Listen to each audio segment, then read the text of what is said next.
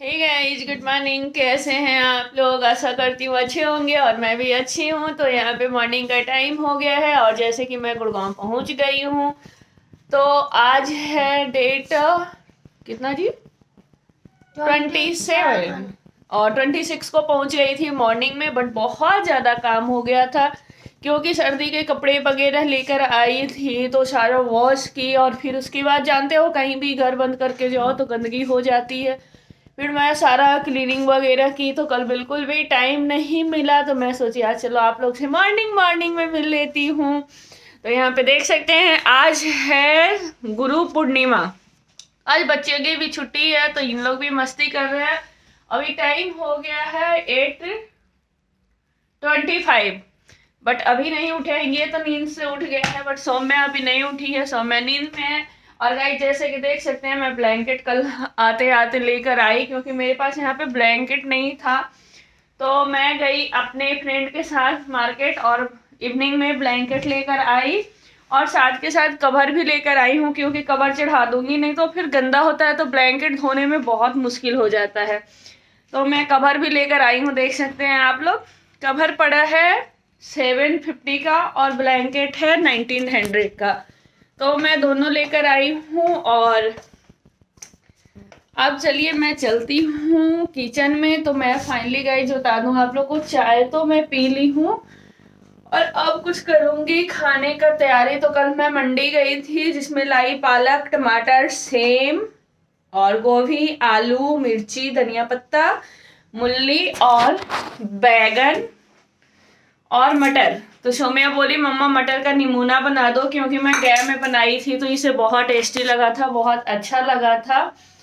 तो बोली मम्मा वही बना दो जो गया में बनाए थे। नाम तो इसे पता नहीं कि क्या है, बट जो गया में बनाए थे वो बना दो। तो मैं अभी निमूना बनाऊंगी। और मैं गया में इसलिए बनाई थी गाइज क्योंकि इसके दादू हैं तो पीछे से तो कुछ बनाकर खाते नहीं हैं। उनको मतलब बुढ़ापा में बहुत ज्यादा कष्ट है और मैं भी ये कष्ट देना नहीं चाहती हूँ या मैं खुश हूँ बहुत ज्यादा, ऐसा कुछ नहीं है। बट मेरा जो सिचुएशन है मैं उनको यहाँ रहने के लिए बोलती हूँ बट वो एग्री नहीं होते हैं घर छोड़ने के लिए। बोलते हैं कि पीछे से तो घर में तोड़ देता है, चोरी हो जाता है और नहीं रहूंगा तो क्या होगा। वो रहना नहीं चाहते हैं। मैं सोचती हूँ जैसे मैं रहूंगी नमक रोटी खाकर वैसे ही रखूंगी, बट साथ में रहेंगे तो सही रहेगा, बट वो आना नहीं चाहते हैं। और इस वजह से मैं बना दी थी कि मतलब फिर बनाकर नहीं खाएंगे तो मैं मटर का निमूना बना दी थी। और आते टाइम रो भी रहे थे, मुझे भी बहुत बुरा लगा। देखो अब उनका जो उम्र है आराम करने का है, ऐसा नहीं है कि वो खाना बनाए और खाएं। और आप लोग सोचोगे कि भाई तुम क्यों नहीं रहना चाहती हो, तो मेरा बहुत बड़ा रीजन है कि मैं नहीं रह सकती हूँ क्योंकि आप लोग को हर चीज पता है। देखो पहले मेरे साथ घटना हुआ, फिर मेरे हस्बैंड के साथ घटना हुआ, फिर उसके बाद जो है एक दिन दोपहर में कोई इंसान घुस जाता है। मैं ऑफिस गई हुई हूँ और पीछे से कोई घुस जाता है। मैं 1 मिनट फोन ट्राइपॉड पे लगाऊं। तो गाइस जैसे कि पीछे से कोई इंसान घुस जाता है। मैं घर में थी भी नहीं, ऑफिस गई हुई थी और उसके बाद सौम्या का पता नहीं किसी चीज का छुट्टी था, घर में थी। तो वो इंसान डायरेक्ट मेरे रूम के साइड जाता है और मतलब मेरा तो मन जब से ही उछट गया था, जब से इसके डैडी के साथ घटना हुआ था। मैं बिल्कुल भी गया में नहीं रहना चाहती थी ताकि मैं इसके डैडी को भी बोलती थी, जब से मेरे साथ घटना बराबर में हुआ था उस टाइम से ही बोलती थी। मैं अपने हस्बैंड को प्यार से पाहुन कहती थी कि पाहुन चलो यहाँ से, मुझे अच्छा नहीं लगता है, बहुत घबराहट सा फील होता है। और थोड़ा सा घर में भी बहुत ज्यादा उस टाइम क्लेश होता था लेकर, मेरे हस्बैंड को लेकर। तो मुझे बिल्कुल भी नहीं पसंद था वहां रहना। बट फिर भी मेरे हस्बैंड जिद में रहे कि नहीं मैं नहीं जाऊंगा, घर का नाटक बन गया है, ये बन गया है। और देखो रहने का कितना बड़ा नतीजा मिला वो मेरा दिल जानता है, मैं जानती हूँ। देखो बिना हस्बैंड का कोई लाइफ नहीं होता है, फिर भी जिंदा हूँ, जी रही हूँ क्योंकि इतना जल्दी खुद से प्राण निकालना इजी नहीं होता है। आप सोचोगे भी तो प्राण जल्दी से खुद से नहीं निकलता है। अगर मैं चाहूं कि मैं खुद को कुछ कर लूं तो नहीं हो पाता है। तो मुझे बहुत अजीब फील होता था। फिर उसके बाद लोगों का कमेंट बहुत गंदा गंदा रहता था। मतलब मैं जॉब के लिए भी जाऊं या अपना पर्सनल काम के लिए भी जाऊं तो लोग का जो निगाह था बहुत मतलब निगेटिव था। बहुत अजीब तरीके से मुझे देखते थे लोग। तो मुझे बिल्कुल भी नहीं पसंद था वहां पे रहना। तो मैं प्लान की और मैं अपने ऑनर से बात की तो ऑनर मुझे सजेस्ट की और बाय गॉड बहुत अच्छी है, बहुत अच्छी है, बहुत ज्यादा। जैसे कि आप लोग देखते ही हो, बहुत फैमिली जैसा एक सपोर्ट मुझे मिलता है। तो इसी वजह से मैं चली आई। मुझे कोई शौक नहीं था कि मैं अपना घर छोड़कर यहाँ आऊं। और बड़ी बात ये रही कि जैसे देखो, मेरे ससुर जी खाने का तो खर्च उठाते थे बट बच्चे का पढ़ाई का वो नहीं सोचे, कभी भी नहीं सोचे कि भाई मेरे बच्चे। मैं गई भी थी कि पापा जी मेरे बच्चे को एडमिशन करा दीजिए, तो वो साफ बोले थे तुम सरकारी स्कूल में एडमिशन करा दो। तो बहुत कुछ ऐसा झेली मैं वहां पे, 2 साल झेली वहां पे। मैं देखी बहुत तरह की चीजें। फिर मुझे नहीं समझ में कुछ आया तो मैं लास्ट में जो है ये ऑप्शन उठाई कि मुझे मतलब एक तो सेफ्टी नहीं प्लस फैमिली सपोर्ट नहीं। तो मैं एकदम से टूटी टूटी सी रहती थी, बहुत रोती रहती थी, अकेली बिल्कुल पड़ गई थी मैं, बहुत रोती थी वहां पे। यही सब सोचकर मैं आ गई। बट उनको उस सिचुएशन में देखकर मुझे बुरा भी लगता है। मैं गई थी तो बहुत गंदा कपड़े पहने हुए, पूरा घर गंदा, ये वो। काम वाली थी, काम वाली छोड़कर चली गई। अभी मैं बहुत काम वाली भी ढूंढी कि ताकि उनको 2 वक्त की रोटी कोई बना कर दे दे, पर कोई एग्री नहीं हुई।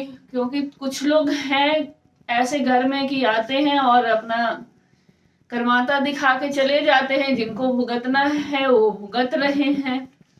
तो इसलिए कोई काम वाली भी एग्री नहीं हुई। मैं बहुत कोशिश की। काम वाली का कहना है दीदी आप रहोगे तो मैं करूंगी। तो भाई मैं नहीं रह सकती हूँ। मेरा सबसे पहले जो है लाइफ में दोनों बच्चे का पढ़ाई है और इनका जीवन है। क्योंकि मैं एक जीवन खो दी। मैं उस टाइम भी मेरा यही जिद था, यहाँ से चलो यहाँ से चलो। मेरे हस्बैंड जिद में नहीं आए, उनको जिद बन गया था कि मैं घर में आता हूँ तो हमेशा क्लेश होता है, तो मैं इस बार जाऊंगा ही नहीं घर छोड़कर। बट वो तो घर छोड़कर क्या संसार छोड़कर चले गए। कष्ट कौन भोग रहा है? श्वेता, श्वेता के बच्चे। तो क्या करूं, मुझे नहीं समझ में आता है कुछ भी। और बस अब मेरा एक ही लगन है कि मैं यहाँ पे आई हूँ, अब जॉब ढूंढूंगी अच्छे से और अपना जॉब करूंगी। और ज्यादा फोकस मेरा यही रहेगा।